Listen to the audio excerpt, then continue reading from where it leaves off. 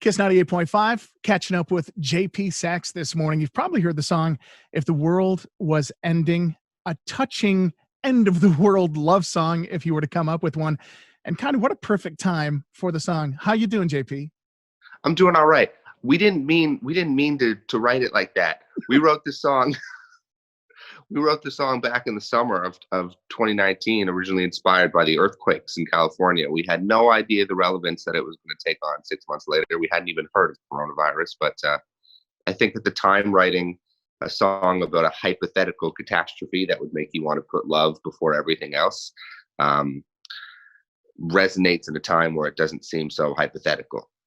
You're not alone on the song. You have Julia Michaels on it. How did you two connect for the song?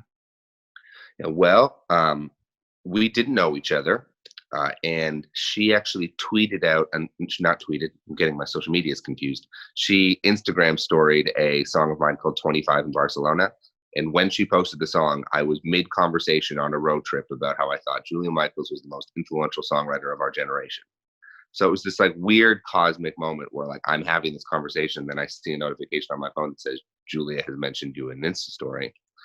So she posts 25 in Barcelona. I thank her. We get talking. We say we should write together. And not long after that, we got into the studio and we wrote If the World Was Ending on the Day We Met.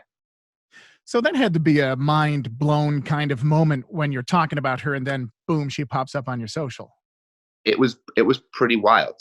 The whole situation of writing that song is one of the more mystical experiences of my life. You've probably worked with a bunch of songwriters. What makes her special? Um, a lot of things.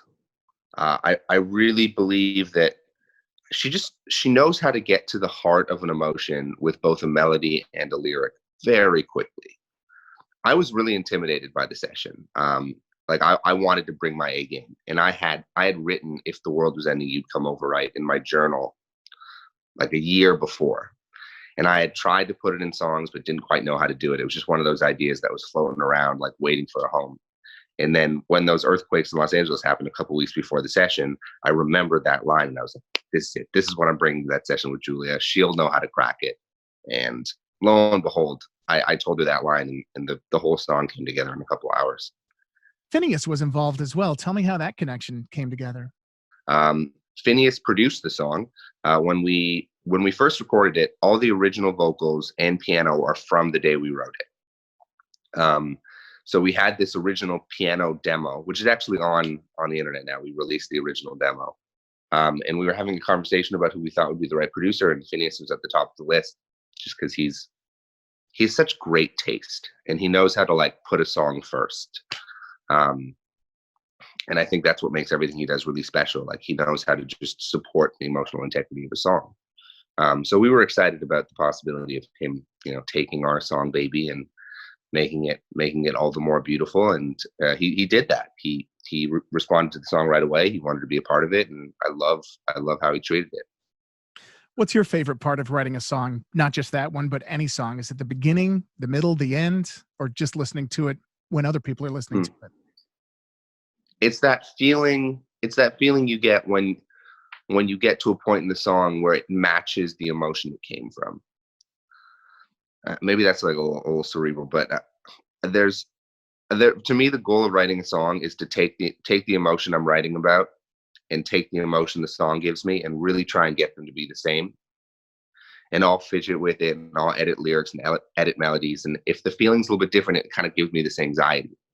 But when they match up, when I feel like I've really represented what it feels like to be me in a song, it's a really joyful thing. What was the first instrument you played, or how did you get into music? Well, the first instrument I played was the piano when I was a kid. My parents put me in classical piano lessons, but I hated it and rebelled and quit over and over again. Um, my grandfather was a classical cellist. His name was Janos Starker. He was the first cellist of the Chicago Symphony for a long time, toured as a solo artist, won Grammys. He had a very successful classical music career. So the concept of being a professional musician wasn't foreign to my family, but neither of my parents were. So when I was about 14, 15, I started getting into singing and songwriting and picked the piano up again by my own choice, and then kind of got obsessed with jazz and went on this whole journey of figuring out how I could love music when I was choosing it myself. Did you have a connection with your grandpa other than he was your grandpa, but did you have a musical connection with him? Yeah, I really admired him. He, even though our musical worlds were quite different, he he was just obsessed with, getting to the nuances of beauty. When you play a solo instrument, which is often like, one or two notes that you're playing at a time, it's the minutia of it. It's the details, the subtleties that make, playing the same piece people have been playing for hundreds of years a little bit different when you play it. And yet it's this whole other world when he played, the Bach suites. And I think, like, just on a philosophical standpoint, just seeing the way he looked at the world for me as an overthinking 18, 19-year-old was special to have that influence in my life. And, he passed, I think, when I was 20. So I had him in my life for a good amount of time. JP Saxe on Kiss 98.5. Your song, If the World Was Ending, got picked up by some big artists with another cover collabo for Doctors Without Borders. What can you tell me about that? How did it come together? And your heart must have been up here when you first heard all these other voices doing your song. Yeah, it was a very special feeling. So Julia and we were seeing some of our friends cover it already. Like, I think it's just the song was on people's minds. So we saw a few of our friends covering it. And then we thought that it might be a cool opportunity for us to take those covers, get a few more, put them together, and use it as a way to raise money for an organization that means a lot to both of us. At the end of the charity video, my friend Crystal, who works with Doctors Without Borders, speaks about their programs and the work that they're doing. And her and I have been friends for almost a decade. So we've always talked about doing something like this together. And so Julie and I kind of just started texting up artists that we love, being like, hey, like, would you sing a part of the song and send it over? We're doing this video to raise money for Doctors Without Borders. And people were just so down and so gracious, from Niall Horan to Sam Smith, her, Alessia Cara, Kesha. Like, yes, those are people, massive artists, but I think, everyone was just psyched to do it as a community.